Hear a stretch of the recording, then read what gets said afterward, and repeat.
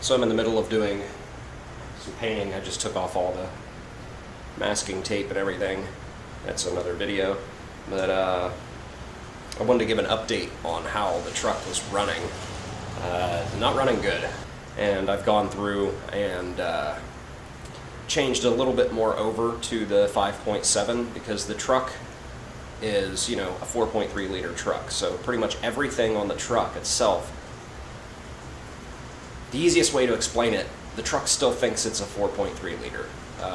So I've been going through and changing everything I possibly can from a 4.3 liter, you know, small truck over to the parts for a 5.7 from a larger truck.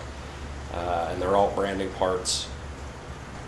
But I pulled the computer and because it was still running really, really bad, and I reset the computer and did everything, and it still runs really, really bad with all the new parts and stuff on it.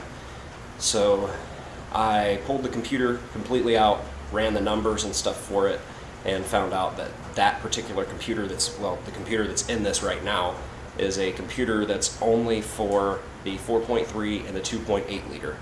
Now, the 4.3, the 5.0, the 5.7, and the 7.4 all actually did share a common computer, but this one doesn't happen to have that computer in it. You can install that computer in this, from what I'm told. So I went ahead and ordered that computer that is for, you know, the 4.3, 5.0, 5.7, 7.4, you know, all those. And I actually got the chips, or the PROM chips, or whatever they're called, for a 5.7 TBI with a 700 R4, which it doesn't really matter on the transmission unless you have the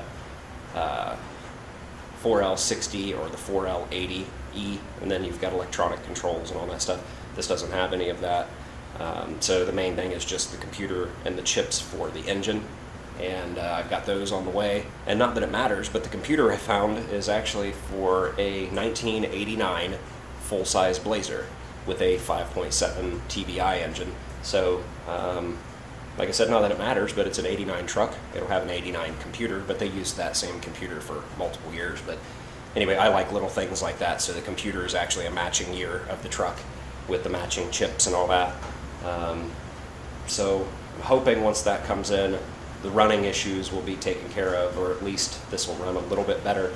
But until then, I'm just going to keep working on it and try to make it look better and try to get it running better. But making it look better is a lot less expensive than making it run better at this point, because I've already got, you know, all the stuff for body work and everything like that to make it look better. And the plastic pieces here and there are relatively inexpensive, so it doesn't cost that much to make it look better. It's just costing a small fortune to make it run better.